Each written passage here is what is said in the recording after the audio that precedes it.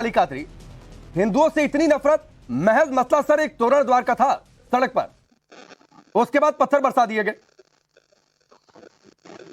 देखिए राकेश, सबसे पहली बात तो यह है कि हमारे अपने देश में हर दो समुदाय के नाम Nehad so called religious leaders हो या पॉलिटिकल लीडर्स हो, ये लोगों ने जिस किस्म की बयानबाजी अपनी वोट बैंक वोट बैंक की राजनीति और जितने भी रिलीजियस लीडर्स है वो लोग अपने आप को चमकाने के लिए भड़काऊ किस्म के जो बयानात दे रहे हैं, ये उसका नतीजा है।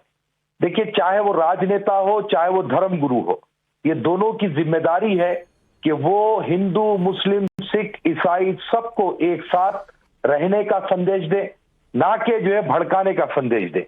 कादरी साहब, कुछ लोग ऐसे कादरी साहब, आपने कहा कि ये भड़काऊ बयान है, उसका नतीजा पत्थरबाजी है, तो जरा मुझे बता दीजिए किस धर्मगुरु के भड़काऊ बयान पर वहां पर एक ग्रुप ने तोरण द्वार बन रहा था उस पर पत्थरबाजी कर दी?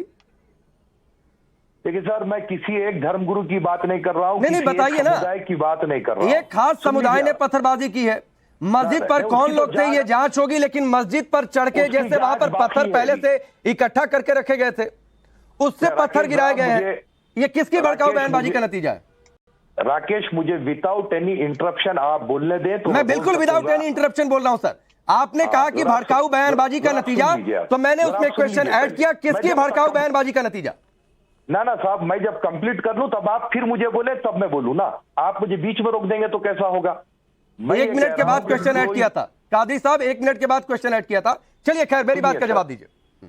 तो सुनिए सर, मैं किसी एक समुदाय या किसी एक संप्रदाय या किसी एक जगह के मैं मौलवी को या संत को नहीं कह रहा हूं, मैं हर दो समुदाय के लोगों की जानिब से आजकल जो भड़काऊ किस्म के बयानात दिए जा रहे हैं उस तरफ कह रहा हूं कि हर दो समुदाय के बने धर्म गुरुओं को चाहिए कि वो भाईचारगी का संदेश दे, और मस्जिद से जो खतरा हुआ है उसकी अभी जांच बाकी है। आप ये नहीं कह सकते। नहीं, वहां पर जांच बाकी है ये कहकर मस्जिद पर कौन लोग चढ़ गए थे?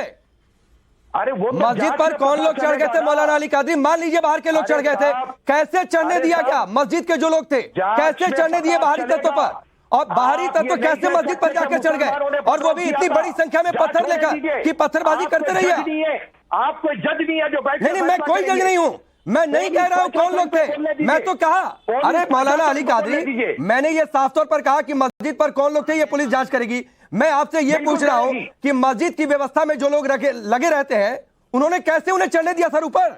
अरे सर, सीसीटीवी कैमरा, और वो भी पत्थर लेकर कि जाओ ऊपर से पत्थरबाजी करो, किसने अलाउ कर दिया? हाँ, तो पता चलेगा ना कि किसने अलाउ किया। अच्छा, उसमें पता चलेगा? नहीं, मस्जिद की व्यवस्था में कौन लगा रहता है? अरे देखिए सर, मैं कह रहा हूं कि सीसीटीवी कैमरे है, लेकिन आप एक धर्म विशेष के ही लोग होंगे, उन लोगों ने किया, आप नहीं कह सकते ये बात, कतई नहीं कह सकते। मैंने तो कहा ही नहीं, जांच नहीं होगी। मैंने तो कहा ही नहीं। रिजवान साहब, ठीक है, विनोद बंसल जी मैं आऊंगा, ठीक है। रिजवान साहब, मैंने कभी कहा कि मस्जिद पर किस धर्म के लोग चढ़ गए थे? मैंने तो कहा कि पुलिस जांच कर रही है। मैंने ये भी कहा कि बाहरी लोग चढ़ गए थे। मैं तो ये सवाल उठा रहा हूं कि मस्जिद की व्यवस्था में जो लोग लगे थे कैसे चढ़ने दिया सर पत्थर लेकर ऊपर? जी शुक्रिया। जय हिंद, वंदे मातरम। एक शब्द का प्रयोग करूंगा, कोई भी आदमी इसमें सम्मानित जो वक्ता है उत्तेजित ना हो, पूरी बात सुन लें। बड़ी जिम्मेदारी से कहता हूं कि सनातनी दुनिया की एक वर्ग है जिसको मैं साबित कर सकता हूं कि यह बहुत बदनसीब है। 120 करोड़ होने के बावजूद सनातनियों को आज तक एक मुल्क नहीं मिला जहां वो चैन से अपनी आस्था को जी लें, आस्था को पी लें और आस्था को निभा लें। एक मुल्क। इसलिए बड़ी जिम्मेदारी से एक मुसलमान कह रहा है कि यह बड़ी बदकिस्मती है, और हजारों साल से नहीं, कम से कम सैकड़ों साल से ये सनातनी आज भी भारत में अपनी जगह तलाश रहे हैं, अपनी आस्था को जीने की तलाश कर रहे हैं, और इनको मिल नहीं रही है। चाहे इंग्लैंड हो, चाहे कनाडा हो, चाहे भारत हो, आज तक सनातनी खुल के नहीं कह सकता आधा अखंड भारत रह गया। 47 के बाद फिर भारत एक बार कटा, कश्मीर कटते कटते रह गया, और आज भी सनातनी गर्व से नहीं कह सकता कि यह भारत पूर्णता मेरा है, मेरी किसी भी चीज में, धार्मिक चीज में कोई भी हस्तक्षेप नहीं कर सकता। बड़ी बदकिस्मती की बात है। और इसका एक कारण तो आक्रांता हैं, बाहर से आए लोग हैं, एक कारण। लेकिन राकेश भाई बुरा ना मानिएगा, एक कारण आप हिंदुओं में से ही एक वर्ग है जो आपकी इस आस्था को फलता फूलता नहीं देख सकता, जो कनाडा में भी काम कर रहा है, जो झारखंड में भी काम कर रहा है, वो लखनऊ भोपाल की गलियों में भी काम कर रहा है, और उसके इकोसिस्टम